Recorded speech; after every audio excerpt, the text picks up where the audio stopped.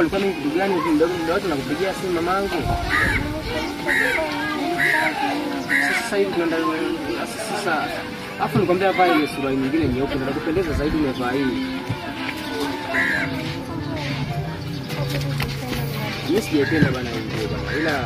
Ila sio poa kwa sababu wewe jina umependeza vile sana. Hamna.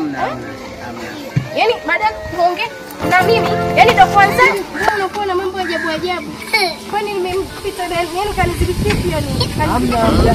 Hamna ajabu kipi. Basi nisamee. Mimi mambo ajabu. Angalia kanipita na kipi hapa? Hamna ajabu kitu pia.